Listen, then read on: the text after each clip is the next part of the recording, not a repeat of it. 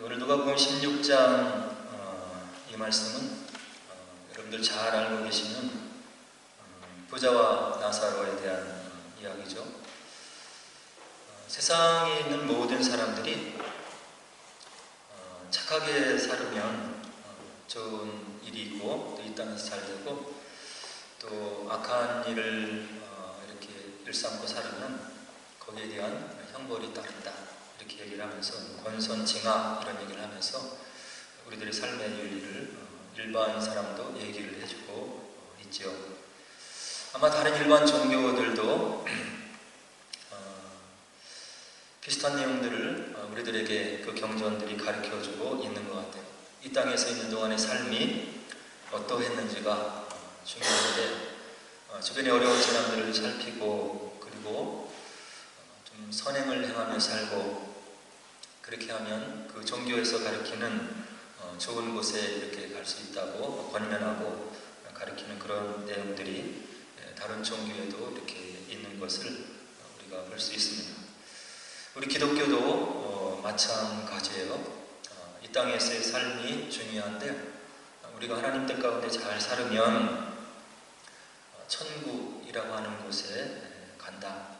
그렇지 않으면 말씀 속에 나타나 있는 지옥이라고 하는 곳이 있는데, 그곳에 가서 우리가 영원 시간 동안 고통 가운데 지내는 그런 내용을 우리가 가지고 있는 경전인 성경도 가지고 있는 거죠. 그래서 이 천국이 무엇이냐, 여기 지구상과 구별된 다른 장소적인 개념이냐, 그렇지 않다면 어떤 것이냐, 이런 얘기들을 이제 성경을 토대로 많이 얘기를 하는데요. 성경은 두 가지를 다 동시에 얘기하는 것 같아요.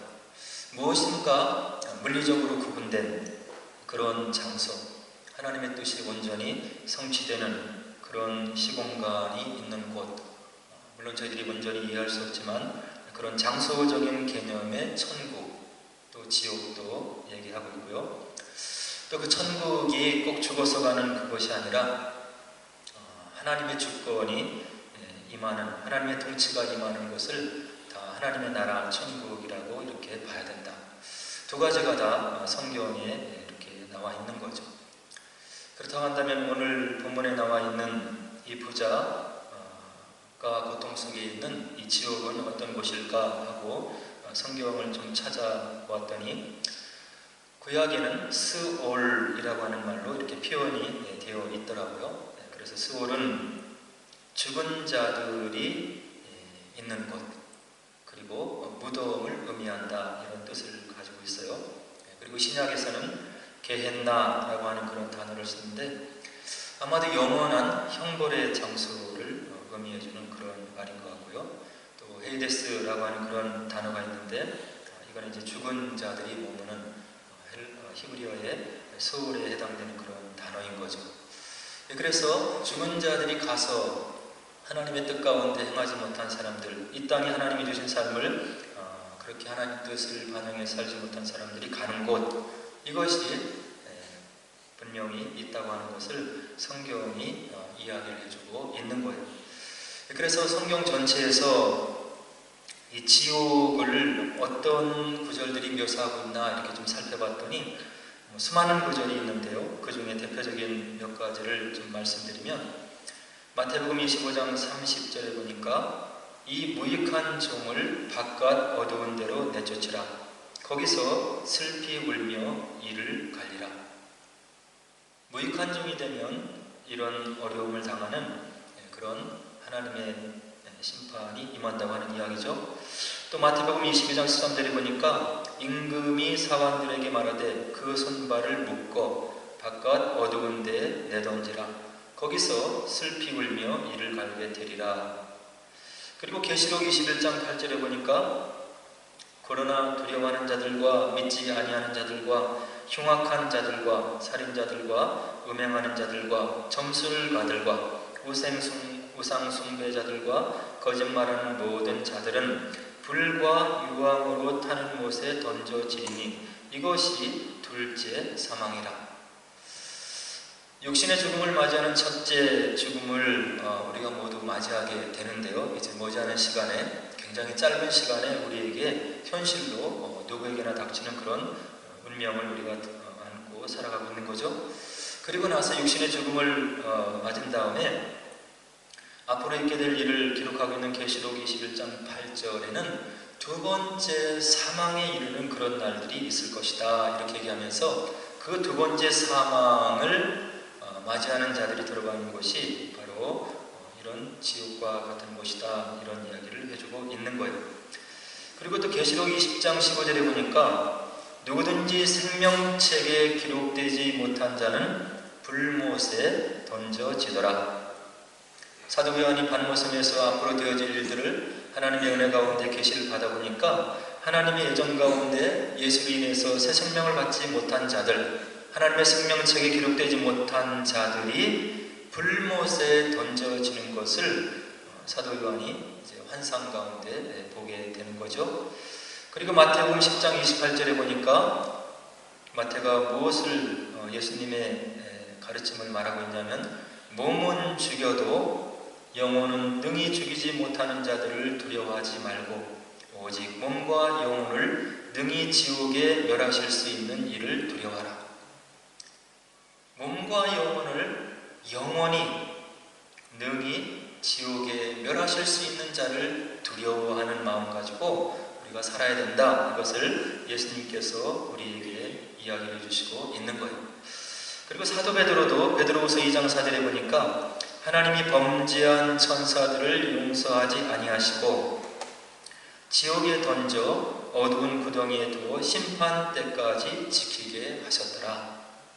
이와 같이 여러 가지 수많은 성경 구절들이 우리가 들어서 알고 있는 지옥에 대해서 아주 사실적으로, 실제적으로 묘사를 해주고 있고, 그것이 다른 사람들의 입이 아니라 바로 하나님 대신 예수님의 친히 말씀하심을 통해서, 또 성령 하나님의 감동을 받은 사도들의 입을 통해서 우리들에게 하나님 말씀으로 전해지고 있다고 한다는 이야기죠. 성경 말씀이 하나님의 이름을 걸고 우리의 신앙생활을 위해서, 이 땅의 삶을 위해서 주신 이 사랑의 말씀이 이 지옥의 존재에 대해서 분명하게 언급하고 있는 것을 수많은 성경 구절을 통해서 우리가 확인할 수 있다고 한다는 이야기예요. 오늘 이와 같은 문맥을 배경으로 해서 이제 부자와 나사로가 본문에 등장을 하는 것입니다. 오늘 19절에 보니까 부자의 모습을 표현해주고 있는데, 자색 옷과 고운 베옷을 입고 날마다 호화롭게 즐긴 사람이더라, 이렇게 이야기를 해주고 있어요. 이 땅에서의 삶을 누리고 그리고 호화롭게 하고 싶은 일을 다 하고 누린 그 사람이라고 하는 이야기죠. 그런데 반해서 나사로에 대해서 어떻게 얘기를 하냐면 거지였더라, 그리고 헌데투성이었더라, 아픈 데가 여기저기 있었다고 하는 이야기예요. 진물이 나고 고통스럽고 그리고 아주 비천한 상태에서 산 나사로의 모습을 이야기하는 거죠. 근데 그가 하는 일이 있는데, 부자의 대문 앞에서 그의 상에서 떨어지는 것으로 배불리는 그런 비천한 삶을 살았던 사람이 거지 나사로였더라, 이렇게 얘기를 하죠. 그리고 더 비참한 것은 개들이 와서 그 거지 나사로에게 달려들어서 그 헌대를 핥고 그로 인해서 나사로가 고통 가운데 있었다고 하는 것을 20절과 21절이 우리들에게 이야기를 해주고 있는 거예요. 그런데 이와 같이 극명하게 대비가 되는 삶을 사는 두 부자와 나사로의 삶의 모습이 죽은 다음에 이제 극명하게 갈리게 되는 것을 그 이후의 구절들이 우리들에게 얘기를 해주는데, 나사로는 죽어서 천사들에게 받들려 아브라함의 품에 들어갔더라. 그런데 부자는 23절에 보니까 음부에서 고통 중에 있더라. 거지 나사로가, 부자가 어떻게 이 땅의 삶을 살았는지에 대한 구체적인 그런 묘사는 없지만, 이런 죽음 뒤의 상황은 우리들에게 무엇을 얘기해 주냐면, 이 땅에 있을 때 부자와 거지 나사로가 어떤 삶을, 어떤 마음을 가지고 살았음을 간접적으로 이야기를 해주고 있는 거예요. 간결하게 묘사된 성경의 행간을 읽을 수 있는 그런 눈이 우리들에게 필요한 거죠. 부자가 이 땅에서 자색옷과 고운 베옷을 입고 날마다 호화롭게 즐겼지만 자기 대문 앞에서 어려운 상황에서 그에게 구걸하는 그 거지 나사로에 대한 배려의 마음이 전혀 없었을 것임을 이런 죽음 뒤의 상황이 우리들에게 간접적으로 이야기를 해주고 있는 거예요. 거지 나사로는 비록 태어난 그리고 주어진 운명 그리고 처한 환경이 그래서 그가 이와 같이 비천한 삶을 현세에 살았지만 그의 마음은 아마도 겸비했고 하나님을 그래도 두려워하는 마음으로 살았던 그런 사람이지 않았을까를 죽음 뒤의 상황을 우리가 들으면서 간접적으로 우리가 헤아려 알 수 있는 거죠. 그래서 이제 거지 나사로는 죽어서 아브라함의 품에 있고 부자는 죽어서 바로 지옥 불곳에 있는데 이 부자가 이제 눈을 들어서 보니까 멀리 있는 아브라함이 눈에 들어오는 거예요. 그리고 그 아브라함의 품에 있는 나사로를 보게 된 것을 23절이 우리들에게 이야기를 해주고 있는 거죠. 그리고 나서 고통 가운데 있는 이 부자가 아브라함에게 요청하는 것이 있는데 다음과 같은 것을 요청했다고 하나님 말씀을 우리들에게 전해주고 있는데요. 뭐라고 요청하냐면 아버지 아브라함이여 나를 좀 긍휼히 여겨 주소서. 내가 이 고통 속에서 이 불꽃 가운데 고통하고 있나이다. 아버지 아브라함이여 나를 긍휼히 여겨주시면 감사하겠습니다 하는 요청을 드리면서 또 요청을 드리는데 나사로를 당신 품 안에 있는 나사로를 보내어서 그 손가락 끝에 물을 찍어서 내 혀를 좀 서늘하게 해주시면 좋겠습니다. 나사로를 좀 보내주시옵소서. 그 손가락 끝에 물을 찍어서 물을 한 바가지를 요청하는 것도 아니고 물을 손끝에 찍어서 내 혀를 좀 서늘하게 해 주옵소서. 내가 이 불꽃 가운데서 괴로워하나이다. 이와 같이 지옥 가운데 있는 부자가 요청을 했을 때 아브라함이 그에 대해서 답변을 해주는 거예요. 25절에 너는 살았을 때에 좋은 것을 받았다. 그리고 부자의 요청을 들어주었다는 얘기가 없는 거죠. 여기에 암시되어 있는 내용은 내가 이 땅에서 삶을 살 때 그렇게 좋은 것을 받고 누리고 그리고 형통한 삶을 살 수 있도록 하나님의 은혜를 받았는데 너는 그 모든 것을 선하게 사용하지 못했다 하는 심판의 음성이 아브라함을 통해서 들려옴을 우리가 알 수 있는 거예요. 너에게 주신 하나님의 은혜, 너에게 베풀어 준 하나님의 축복을 너 자신만을 위해서 사용하면서 지극히 이기적인 삶을 산 내가 이런 요청을 나에게 할 수가 없는 것이다 하는 아브라함의 답변이 본문에 놓여 있는 거죠. 그리고 나서 아브라함이 또 더 구체적인 얘기를 이 부자에게 들려주는데 내가 나사로를 너에게 설령 보내고 싶은 마음이 있다 하더라도 그것이 불가능하다. 너희와 우리 사이에는 큰 구렁텅이가 놓여있는 것이다. 여기서 너희에게 건너가고자 하되 갈 수가 없는 것이고 거기서 우리에게 건너올 수도 없도록 하나님께서 공의로운 하나님께서 그 선을 분명히 그어놓으신 하나님의 뜻이 있는 것이기 때문에 그것을 내가 넘어설 수가 없는 것이라고 아브라함이 이야기를 해주고 있는 거예요. 여기에는 굉장히 중요한 하나님의 뜻이 들어있는데 이 땅에서 단 한 번 주어진 우리의 삶이 얼마나 중요하고 소중한 기회를 가지고 있는 그런 소중한 생명의 나날인 것을 우리가 이런 구절을 읽으면서 깨달아야 된다고 하는 이야기. 천국과 지옥, 부자와 거지 나사로가 가 있는 그 두 곳이 물리적인 구분이 분명하게 있는 그런 장소적인 개념이 있음을 오늘 하나님 말씀이 우리들에게 알려주고 있는 거예요. 우리에게 주어진 하루하루 언제 하나님 나라에 불려갈지 모르는 우리의 이런 삶을, 이런 생애를 우리가 소중히 여기면서 우리에게 주어진 모든 것을 가지고 하나님 뜻에 합당하게 살아가야 되는 그런 당위성이 이런 아브라함의 답변 속에 분명하게 놓여져 있음을 우리가 깨달을 수가 있는 거죠. 그래서 이런 아브라함의 답변을 들은 다음에 부자가 또 다른 요청을 본문에서 해주고 있는 거예요. 그렇다고 한다면 아브라함 아버지여, 제발 나사로를 내 아버지의 집에 보내주셨으면 좋겠습니다. 나에게 형제 5이, 아직 죽음을 당하지 않는 형제 5이 있는데 그들이 이 고통받는 곳에 오지 않게 그 나사로를 내 형제 5에게 살려 보내주셔서 이곳에 오지 않도록 그렇게 자비를 베풀어 주셨으면 좋겠습니다 하면서 형제 5을 위해서 부자가 요청을 하죠. 그때 또 아브라함이 답변을 해주고 있는 것. 29절에서 그들에게 모세와 선지자들이 있으니 그들에게 들어야 할 것이다. 그리고 30절에 또 엄청난 이야기를 해주시는데 그 부자가 이런 얘기를 해요. 그렇지 않습니다. 만일 죽은 자에게서 그들에게 가는 자가 있으면 내 형제들이 회개할 것입니다.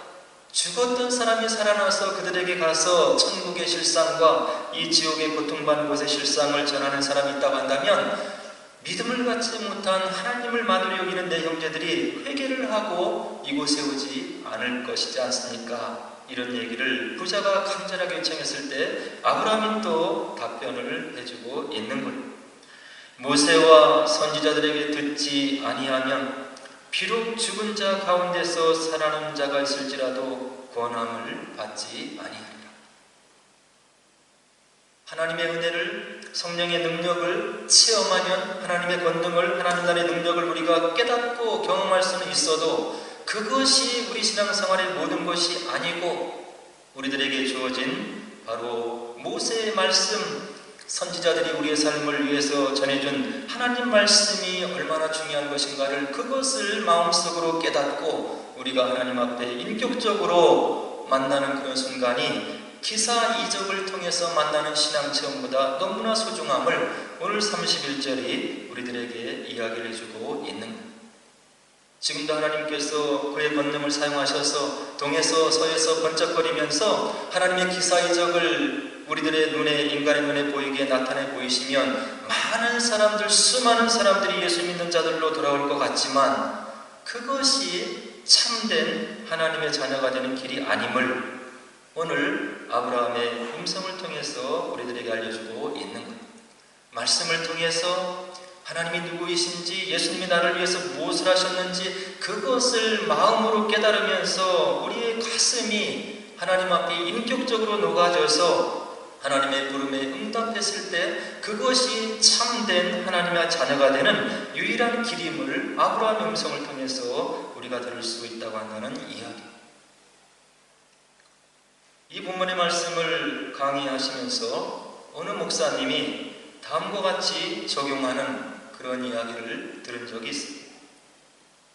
오늘 본문에 있는 이 악한 부자가 아브라함의 품에 있는 나사로를 자기들의 형제 5명에게 보내주기를 요청하는 그런 이야기를 들으면서 내가 묵상 가운데 이러한 깨달음을 받았다 하면서 말씀을 전해주시는데 마음에 제가 많이 공감이 되었어요. 뭐라고 적용하시냐면 만약에 내가 이 땅에서의 삶을 하나님 말씀 가운데 바로 살지 못하고 있다가 오늘 부자와 같은 그런 판결을 받고 지옥에 갔다고 생각을 한다면, 그러나 부자 요청과 같이 하나님께서 혹시 그와 같은 어려운 장소에 있는, 고통 가운데 있는, 지옥에 있는 나에게 은혜를 베풀어 주셔서 거기에서 다시금 생명을 연장시켜 주셔서 이 땅에 다시금 삶을 허락하신다면 나의 삶이 어떻게 달라졌을까를 생각하게 되었다고 얘기를 하시면서 이와 같이 적용을 하시는 것. 나의 예배의 모습, 내가 하나님께 드리는 예배의 마음은 어떻게 달라질 수가 있을까?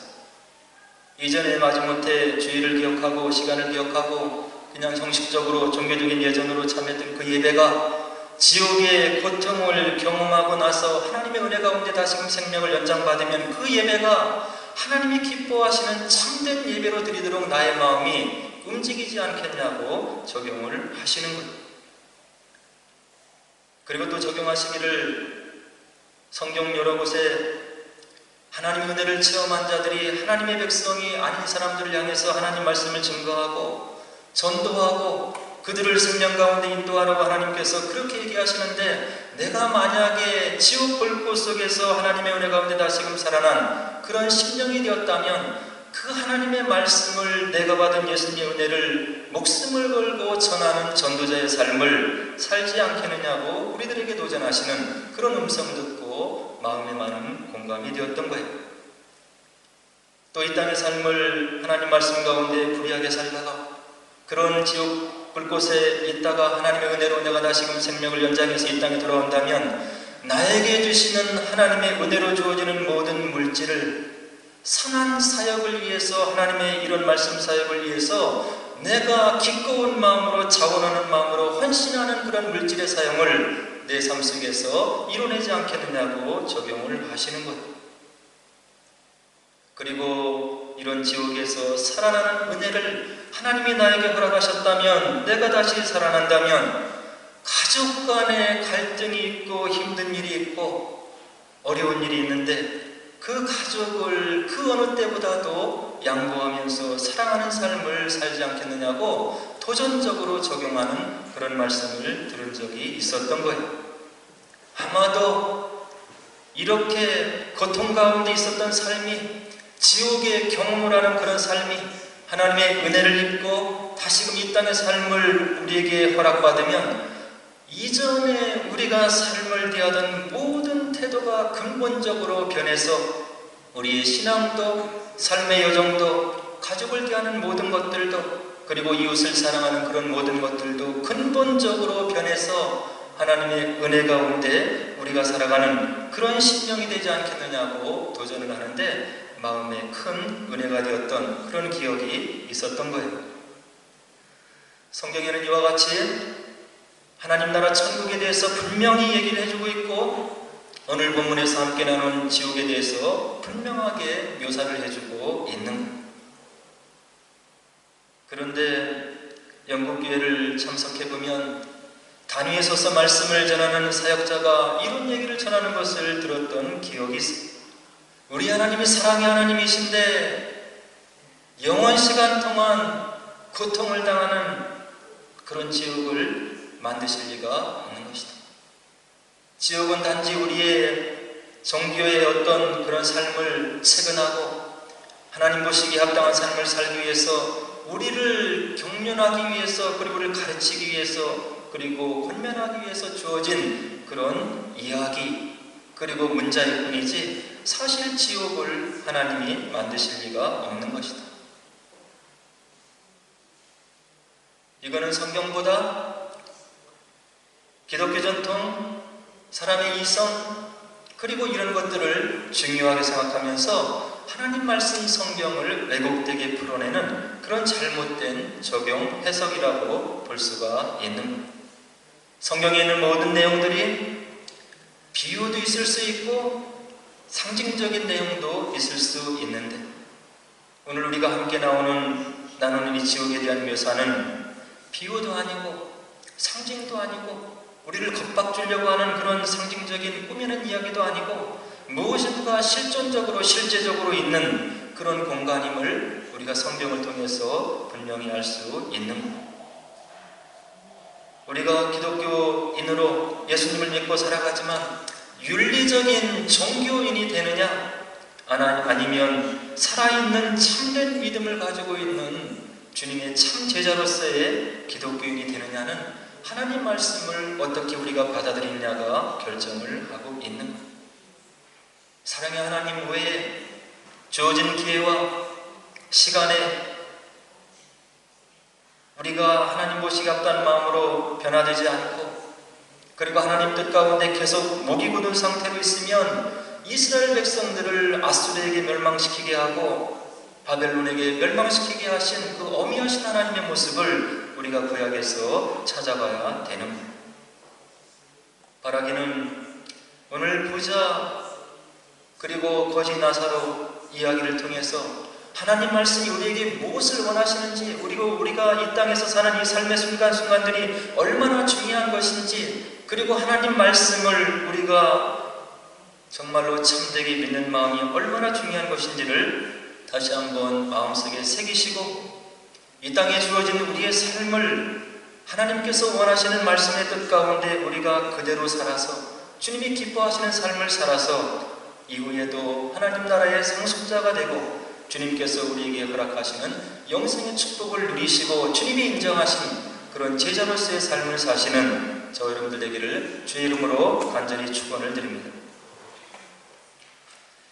함께 기도하도록 하겠습니다.